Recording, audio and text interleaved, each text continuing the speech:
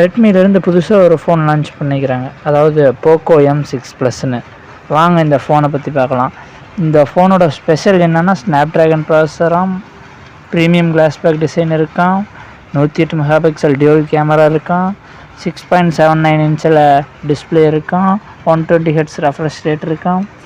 வாங்க இதெல்லாம் எப்படி இருக்குதுங்கிறத பார்க்கலாம். ஃபஸ்ட்டு இதோட ப்ராசஸர்னு பார்த்தோம்னா ஸ்னாப்ட்ராகன் 4 Gen 2 ப்ராசஸர் கொடுத்துக்கிறாங்க. 2 ARMல 2.3 GHz பவர்ஃபுல்லான ப்ராசஸர் கொடுத்துருக்குறாங்க. ஆனால் இதே தான் இப்போ வர எல்லா ஃபோன்லேயும் இதே தான் தராங்க ரெட்மிலேருந்து. அடுத்து இதோட டிசைன்னு பார்த்தோம்னா ப்ரீமியம் கிளாஸ் பேக் டிசைன் கொடுத்துருக்குறாங்க.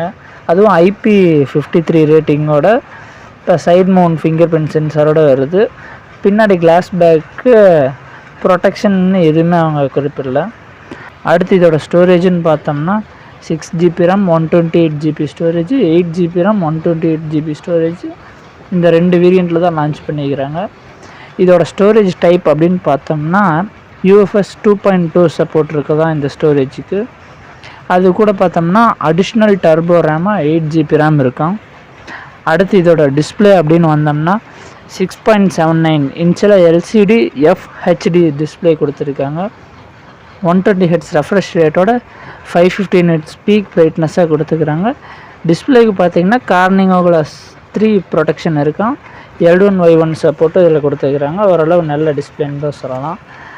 அடுத்து இதோட கேமரான்னு வந்தோம்னா 108 MPயில் 3x sensor zoom AI dual camera கொடுத்துக்கிறாங்கிறாங்க. அப்புறம் 2 MP மேக்ரோ கொடுத்துருக்குறாங்க.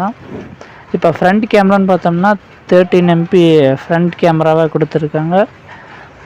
அதாவது 2 கேமராவிலையுமே பார்த்தோம்னா 1080p 30 fps வீடியோ எடுத்துக்கலாம், ஃப்ரண்ட்லேயும் சரி ரியர்லேயும் சரி. அடுத்து இதோட பேட்ரி அப்படின்னு வந்தோம்னா 5030 mAh battery, 33 watts fast charging support இதில் கொடுத்துருக்காங்க. அடுத்து இதோட டைமென்ஷன் பார்த்தோம்னா இதோட திக்னஸ் வந்து 8.3 mm கொடுத்துருக்குறாங்க. கொஞ்சோண்டு பெருசு தான். இதோட வெயிட் அப்படின்னு பார்த்தோம்னா 205 கிராம் கொடுத்துக்கிறாங்க. வெயிட்டு தான் கொஞ்சம் அதிகமாக இருக்கிற மாதிரி தெரியுது. இதோட நெட்வொர்க் அப்படின்னு பார்த்தோம்னா டியூவல் சிம்லேயுமே 5G சப்போர்ட் இருக்குது. டியூவல் 5G பேண்ட் இருக்குது. வைஃபை 5 கொடுத்துக்கிறாங்க. ப்ளூடூத்லேயும் 5 கொடுத்துக்கிறாங்க. இதோட பிளேஸ்மெண்ட் அப்படின்னு பார்த்தோம்னா டாப்பில் 3.5mm ஜாக்கு, ரைட் சைடு பார்த்தோம்னா power button, volume up down button இருக்குது. டவுன் சைடு பார்த்தோம்னா சார்ஜிங் போர்ட்டு, சிங்கிள் ஸ்பீக்கர் தான் கொடுத்துருக்குறாங்க. அதுக்கப்புறம் மைக் கொடுத்துக்கிறாங்க. அப்புறம் லெஃப்ட் சைடு பார்த்தோம்னா சிம் ஸ்லாட் கொடுத்துக்கிறாங்க.